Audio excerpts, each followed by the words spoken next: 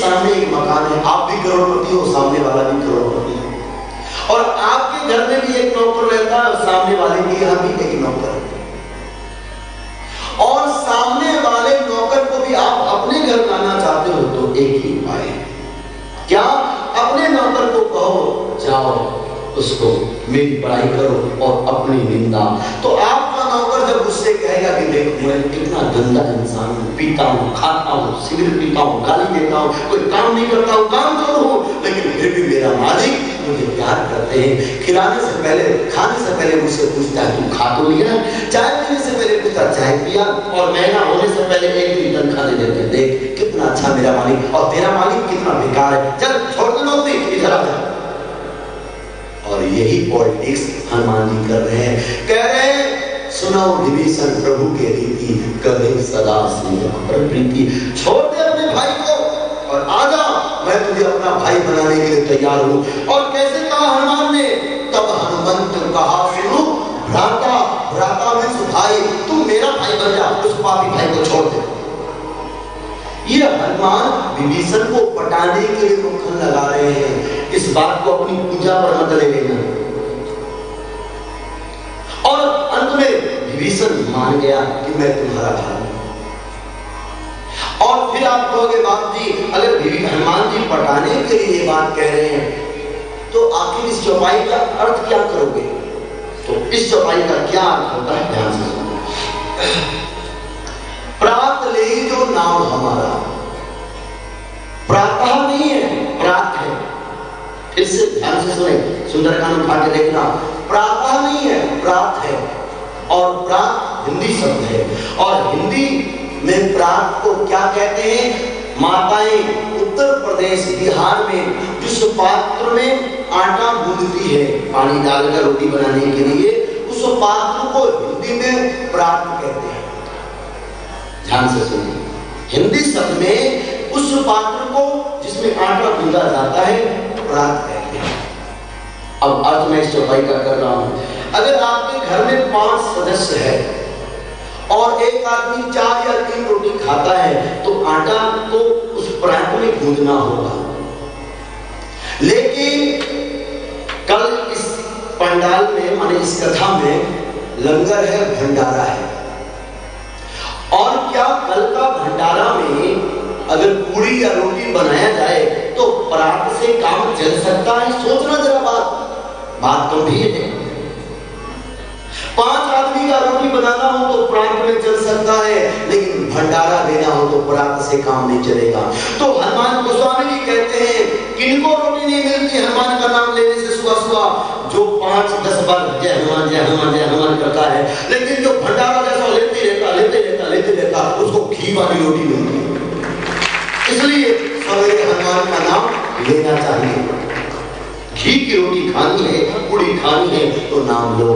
दूसरा, प्रात ले जो नाम हमारा, तेहि ताहि न मिले आहारा, और आहारा में से आ को हटा दो, आ हटाया आपने तो क्या बन गया? हारा। जैसे दृश्य में आ लगा दो तो क्या बन जाएगा? अदृश्य। आ लगते ही अर्थ बन जाता है। तो हम क्या करेंगे? प्रात ले जो नाम हमारा, तेहि ताहि न मिले आहारा, आहारा से आ हटा देंगे तो बचेगा हारा। ध्यान से सुने मेरे भाई कहेंगे, क्योंकि ये हमारे भाइयों के लिए। अगर आपको कोई कोर्ट कचहरी, कोई बिजनेस, कोई दुकानदारी करनी है और आपको जीतना है तो हनुमान का नाम लेके सुबह सुबह निकलो, तो जानते हो क्या होगा? प्रात ले जो नाम हमारा, तेहि ताहि न मिले आहारा। वो व्यक्ति कभी हारेगा नहीं, सदैव जीतता ही रहेगा। इसलिए हनुमान जी का नाम लेकर ही निकलना घर से। तो अर्थ अनेक है, लेकिन सवाल बहुत है।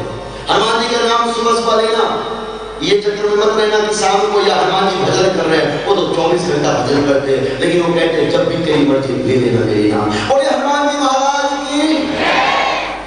अब तीसरा सवाल, हमारे एक सरदार भाई, सिख भाई, हमें बड़ा अच्छा लगा, उन्होंने सवाल किया बाप जी तुलसी कृत रामायण और वाल्मीकि रामायण में क्या फर्क है?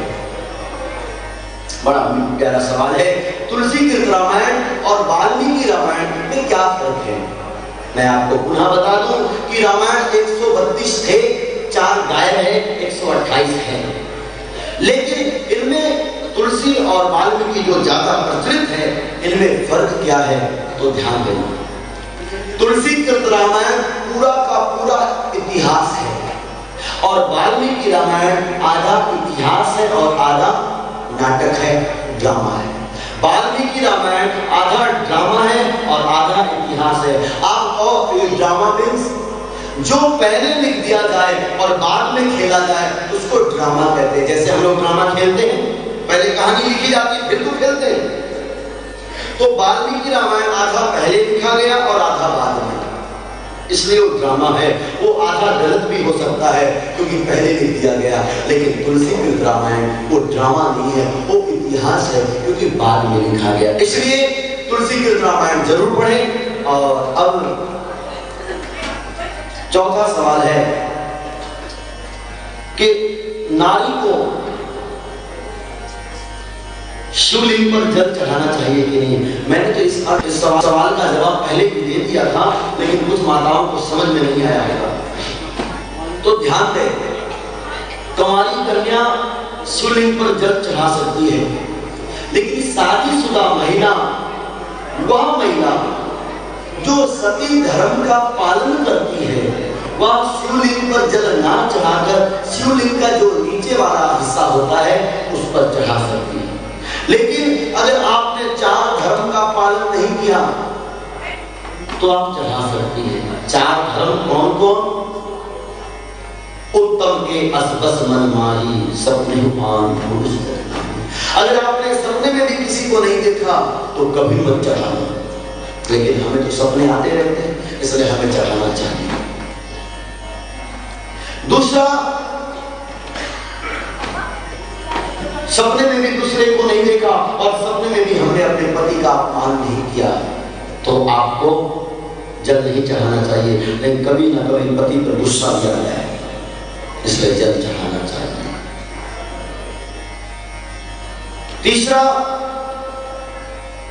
हम चाहते हैं सती धर्म को तोड़ दें, लेकिन पति और घर वाले का डर से हम धर्म नहीं तोड़ते, फिर भी हम धर्म का पालन करते हैं। गोस्वामी जी ने कहा ऐसी महिलाएं भी जल नहीं चढ़ा सकती है, वरना आप चढ़ा सकती हैं। अगर आप मनमानी कर रहे हैं तो हमें पता यहाँ माताएं कुछ ना कुछ मनमानी तो करती, कुछ नहीं तो एक अंगूठी तो अपनी मर्जी से लोगे ही। इतना भी अगर आप मनमानी किए तो आप मेरे भाई बहन शिवलिंग में जल चढ़ाने के हकदार हैं। तो कहने का अर्थ मेरे भाई बहन, ये नारी का धर्म है। अगर सती अनसुईया वाला आपने धर्म का पालन किया है तो मत चढ़ाना, वरना चढ़ा सकते हैं, गोस्वामी जी ने कहा। और 5वां सवाल यह है, किसी भाई ने कहा कि ब्राह्मण जन्मजात, क्या ब्राह्मण नहीं होता है? क्या हमने जन्म ब्राह्मण कुल में लिया है तो हम ब्राह्मण कहलाने के, पूजा करवाने के हक में है या नहीं? तो मेरे भाई ध्यान से सुने, 2 टूक में जवाब देना चाहूंगा। अगर हमने ब्राह्मण कुल में जन्म लिया है और फिर भी हमने ब्राह्मण का कर्म नहीं किया, हमने मांस मदिरा का पान किया है, हमने जन्म धारण नहीं किया है और फिर भी हम ब्राह्मण हैं, तो उस ब्राह्मण का हम पूजा तो कर सकते हैं, लेकिन उस ब्राह्मण से पूजा नहीं करवा सकते। इसीलिए आपका जवाब छोटा है। ऐसे ब्राह्मण को हम नमन तो कर सकते हैं, क्योंकि गोस्वामी जी ने लिखा पूजई विप्र सकल गुण हीना, सकल गुण से हीन हो फिर भी को पूजा करवाने का हक है उसको, लेकिन वह ब्राह्मण किसी घर में जाकर पूजा नहीं कर सकता, पूजा करवा सकता है। तो ऐसे ब्राह्मण को बार बार हम नमन तो कर सकते हैं, लेकिन जब घर उद्घाटन या मकान या दुकान का उद्घाटन का सवाल आएगा तो ऐसे ब्राह्मण को नहीं लाया जा सकता है मेरे भाई बहन। और अभी कुछ और है, और क्या है, किसी ने लिखा है, यहाँ सवाल बहुत करते हैं, सबसे बड़ी बात ये है मैंने अपने जीवन में इतना पर्चा नहीं पढ़ा,